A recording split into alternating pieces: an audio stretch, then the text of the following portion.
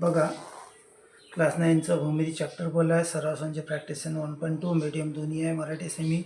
पहिला क्वेश्चन आहे, खालील सारणी संख्या रेषेवर बिंदूचे निर्देशक दिले आहेत, त्यावरून पुढील रेषाखंड एकरूप आहेत का ते ठरवा. एकरूप म्हणजे सारखे आहेत का.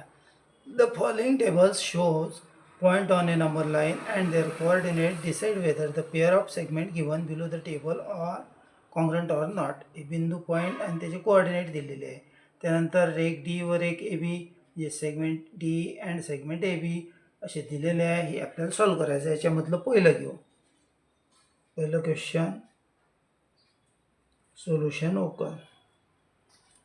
आता काय दिलेलं आहे, रेख डी ई वर एक ए बी म्हणजेच segment D E and segment A B.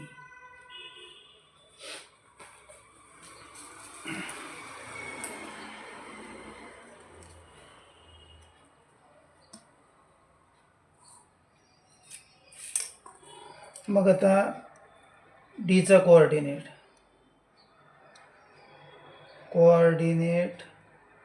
Of point D किती आहे, डीचा -7. तेच डी बिंदूचा निर्देशक -7. आता ई आहे, आता तसंच coordinate of point E is, Icha काय 9 म्हणजे 9. तेच ई बिंदूचा निर्देशक 9. बरोबर आहे. मग आता आपल्याला माहिती आहे लहान संख्या कुठली आहे, -7. बरोबर आहे. मग आता डिस्टन्स डी ई काय करत असतो, डिस्टन्स डी म्हटल्यानंतर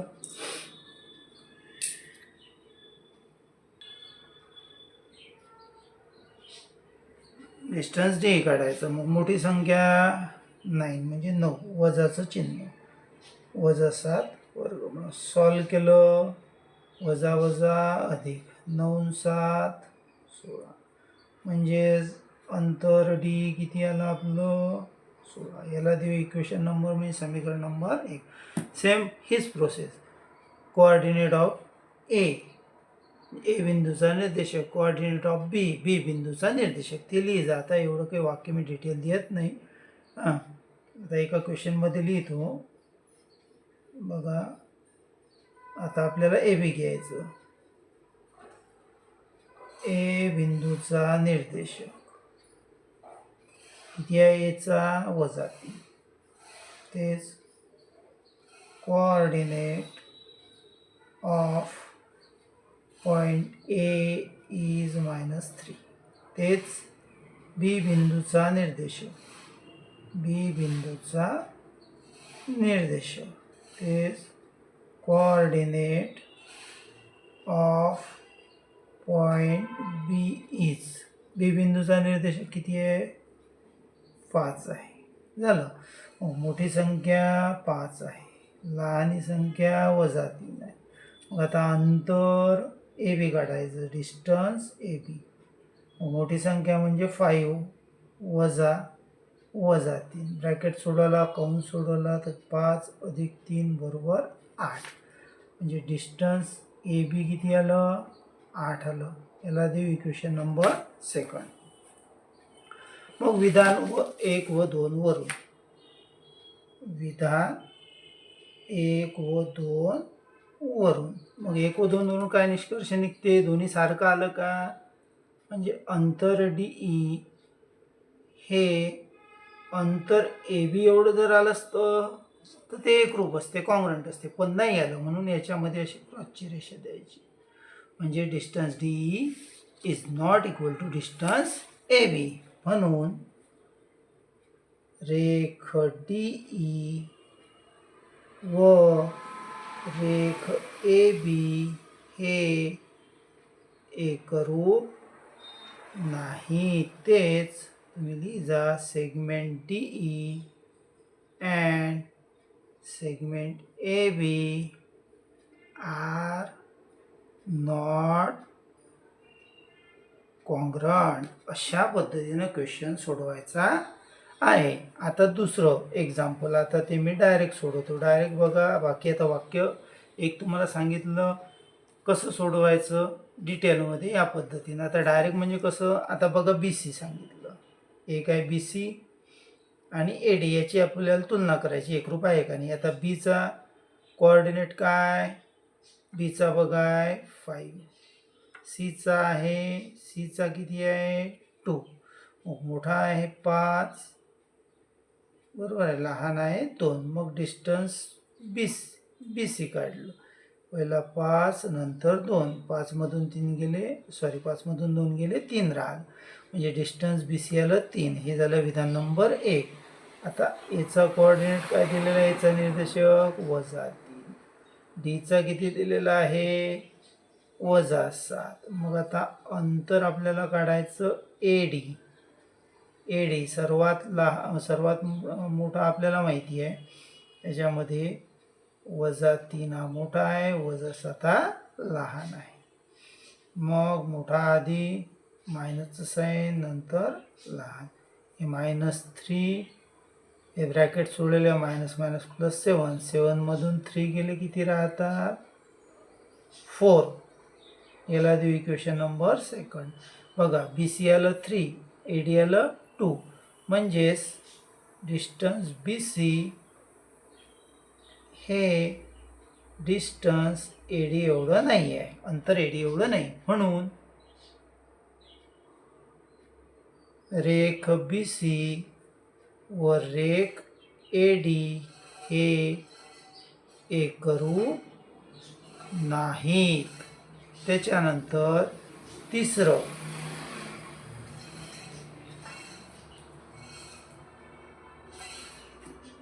त्याच्यानंतर थर्ड नंबरचं बघा, आपल्याला बी ई आणि ए डी बघायचं.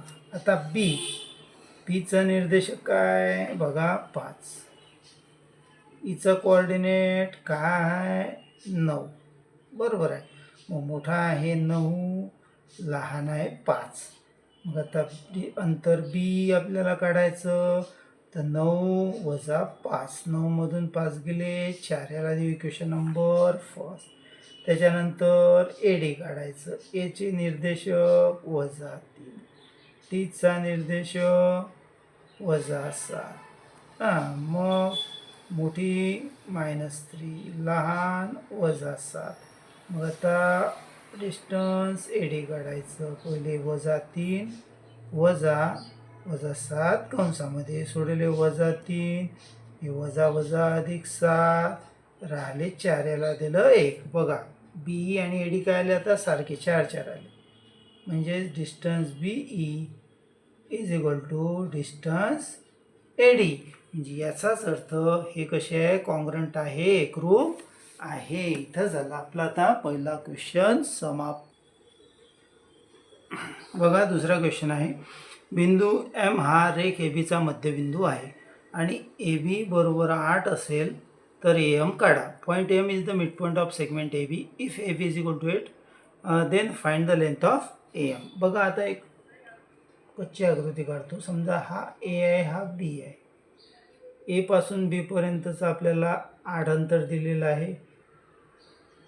एम आय मिड पॉईंट म्हणजे मध्यबिंदू, म्हणजे इकडचं अंतर सारखं इकडचं अंतर, म्हणजे हे 4 आणि हे 4 अशा पद्धतीचं. आणि ए बी 8 आहे आणि ए पासून एम पर्यंतचं अंतर आपल्याला काढायचं आहे. हां, तर लक्ष द्या. सोल्युशन उकलमध्ये आपल्याला सांगितलेलं आहे काय, एम हा रेख ए बीचा मध्यबिंदू आहे. Point M is the mid point of segment A B given आहे, दिलेला आहे. आणि ए बीची व्हॅल्यू किती दिलेली आहे 8 आणि AM आपल्याला काढायचा आहे. तर मग आता मिड पॉईंट आहे, अर्धा आहे, आपल्याला माहिती आहे. मग लेंथ AM काय होईल रे? Length AM is equal to half into length AB. बरोबर आहे. AM जी आहे हे ABच्या अर्धी असणार आहे, निमपट असणार आहे. कारण काय की दिलेलं एम हा मिड पॉईंट आहे, मध्यबिंदू आहे. मध्यबिंदू म्हणजे त्याचा अर्धा भाग करणार आहे AM.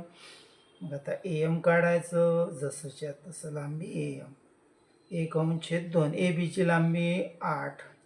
मग हे सॉल्व केलं आपण तर काय होईल? 8 1 8 भागेला 2. 2 8ला भाग जाते, वेग 2 4 बेचूक 8. अशा पद्धतीनं लांबी AM किती भेटली आपल्याला? 4.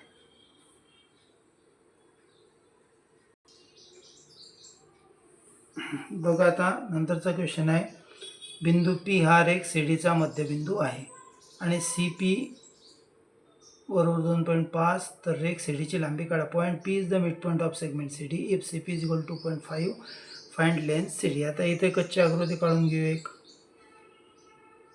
CD आणि P हा मिड पॉईंट आहे म्हणजे मध्यबिंदू आहे. ठीक आहे. C पासून P पर्यंत दिलेला आहे 2.5 आणि CD. आता आपल्याला याच फॉर्म्युल्यावर आपण काढतो. बघा आता कसं बघू. आता सोल्युशन उकलमध्ये काय दिलेलं आहे? बिंदू P हा रेख CDचा मध्यबिंदू आहे. तेच point P is the mid point of segment CD.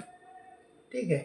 त्यानंतर आता मापं दिलेली आहे. CP इज इक्वल टू आहे 2.5 आणि CD आपल्याला काढायचं आहे. आपल्याला माहिती आहे CD इज इक्वल टू काय होईल? 2 इंटू म्हणजे length CD is equal to काय होईल? 2 इंटू लेंथ CP. बरोबर. C पासून D पर्यंतचं अंतर म्हणजे CP याची दुप्पट, कारण हा मध्यबिंदू आहे. बरोबर आहे. म्हणजेच बघा length CD is equal to याचं किती आहे? 2.5. यांचा गुणाकार बघू. बघा 2.5 गुणेला 2. 2 पंच 10 0 हातचाला 1. 2 दुनी 4 आणि 1 5. दशक चिन्ह एका घरानंतर आहे म्हणून एका घरानंतर. म्हणजेच लेंथ CD किती आलं? 5.0. पॉईंट नंतरच्या शून्याला काही किंमत नाही म्हणजे लेंथ CD ही किती आहे? फक्त 5 युनिट आहे, 5 एकक आहे. हे झालं आपलं. त्याच्यानंतर काय म्हटलेलं आहे की जर AB बरोबर 5 centimetre, if AB is equal to 5 centimetre, VP is equal to 2 centimetre and AP बरोबर 3.4, तर त्या रेषाखंडाचा लहान मोठेपणा ठरवा कम्पेअर द सेगमेंट. आपल्याला माहिती आहे सर्वात मोठी आहे 5, त्याच्यानंतर 3.4 सेंटीमीटर, त्याच्यानंतर 2.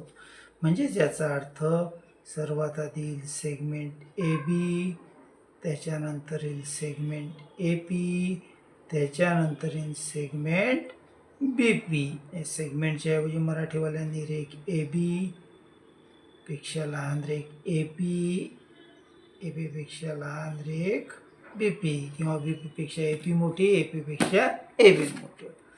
अशा पद्धतीनं 4 क्वेश्चन झाले. 2 क्वेश्चन उरलेले नंतरच्या याच्यामध्ये घेऊ.